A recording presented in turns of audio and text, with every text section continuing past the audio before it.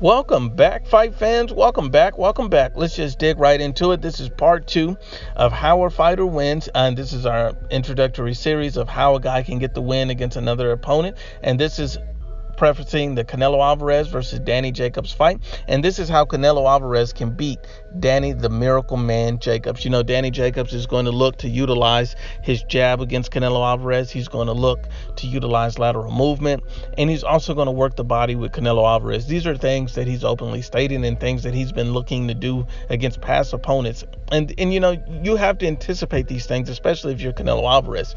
So one thing that Canelo Alvarez can do to take away all of those things is the fact that Canelo Alvarez is an elite level counterpuncher. So when Danny Jacobs goes to the body, he's going to counter him the whole night. He's going to make it uncomfortable for Danny Jacobs to want to go to the body. Similar as Triple G. You remember when Triple G would like to go to Canelo Alvarez's body, and the few times that he went, he got countered and he became hesitant to even want to go to the body. That made him fearful of going to Canelo Alvarez's body. That's why you don't see a lot of fighters going to his body, fighting on the inside with Canelo Alvarez, because he's so strong and so powerful, and his counters are vicious and can put you to sleep.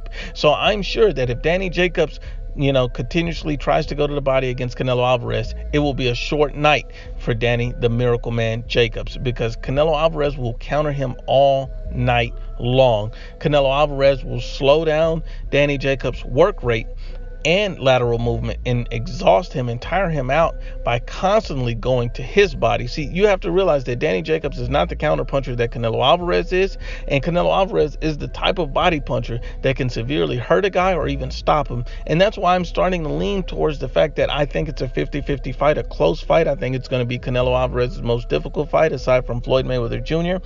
I think that either guy can win. I think Danny Jacobs is going to be a hell of an opponent for Canelo. I think he's going to be a hard guy to beat for Canelo Alvarez, but I think Canelo Alvarez gets it done, and I'm leaning towards a decision.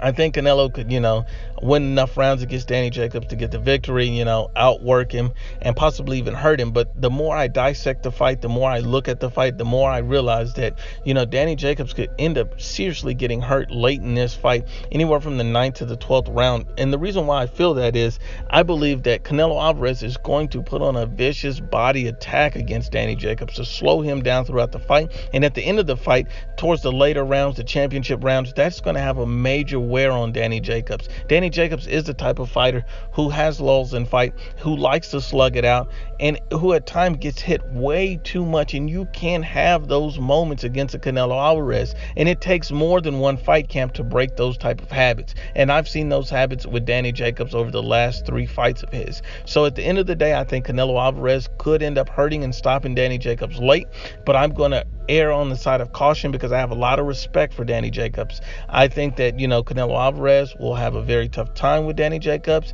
and will ultimately outpoint him in a 12-round unanimous decision. But once again, unbiased as always, it's the IBFP. Please share, like, and you must absolutely subscribe.